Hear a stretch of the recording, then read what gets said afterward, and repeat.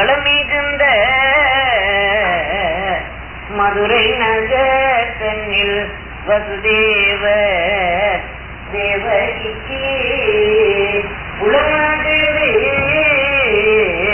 திருமகனாய் வந்து புதித்தெழுந்து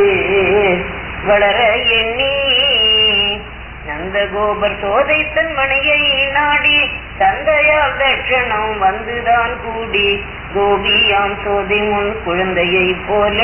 கோலாகலத்துடன் லீலை செய்தாரே. பூதனை பாலுண்டு பொய் செவிதைத்து பொல்லாத வசலாம் இல்லாமல் கொன்று நங்கையர் கோபிமார் மனிதனில் சென்று நவநீதம் வாழ்ந்தையில் திருடியே உண்டு உத்தமிய சோதையால் உரலில் கட்டுண்டு ஓடிய உரலுடன் மருதமரம் 2 சாய்ந்திடச் செய்து அவர் சாபம் அது நீக்கி சந்தோஷமாகவே தாயிடம் வந்து ஆயருடன் கூடிமே ஆணியர் இமைத்து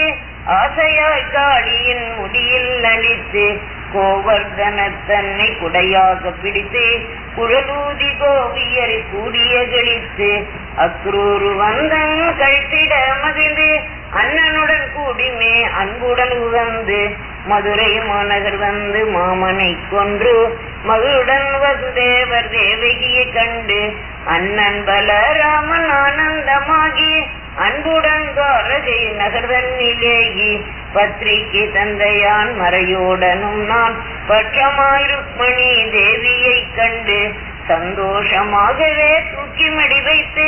சட்டனவே தேரர் நடத்திய கழித்து சாட்சியாய் துவாரகை நகர்தன்னில் வந்து கண்ணிய ருக்மணியை கல்யாணம் செய்தார் கழித்தார் அன்பர் துதித்தார் மனம் இறைந்தார் மனம் பதித்தார் கருணாகரவர் நாளே சரணாகதவர் தன்னை ஏலேலோ பாகவதம் கிருஷ்ணா ஏலேலோ பாகவதம்